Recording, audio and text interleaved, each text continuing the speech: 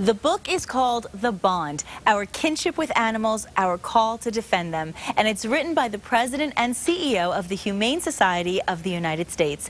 Wayne Pacelle joins us this morning to talk about the book, which unveils the deep links in the human and animal bond, which many people can relate to. Welcome, Wayne. Thanks for being with us.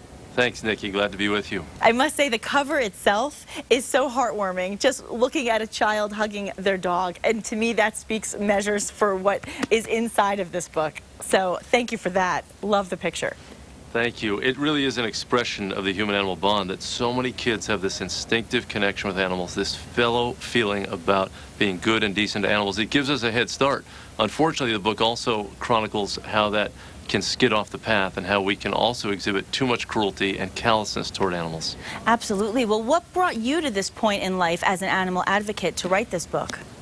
Well, you know, I'm really privileged to serve as president of the Humane Society of the United States, a fabulous organization that works to defend all animals, not just dogs and cats, but horses and farm animals and wild animals, all the creatures of our great earth.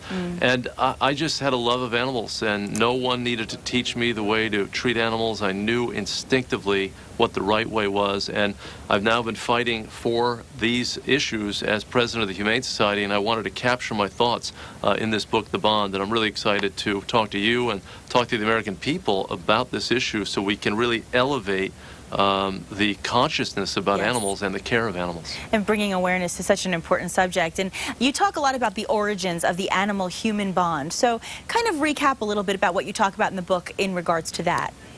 You know, I essentially say that it's not an invention of our modern era. If you look back all throughout human history, we've always been connected to animals. I mean, even hunting and gathering communities, they understood animals, they understood nature, they were immersed in it. And even when animals were killed, there were rituals, atonement, and apology.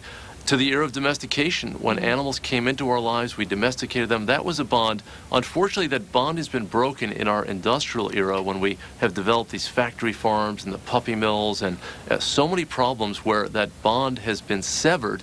And what we're trying to do at the Humane Society is restore that bond and restore that sense of kinship and responsibility. You know, it's more about human responsibility than it is about animal rights. It's more about us than it is about them. Right, and speaking of human responsibility, I mean, in the book you talk about New Orleans and the aftermath of the hurricane, Katrina, and how that woke up America to the power of that human-animal bond. So just real quickly, share some of what you learned with that.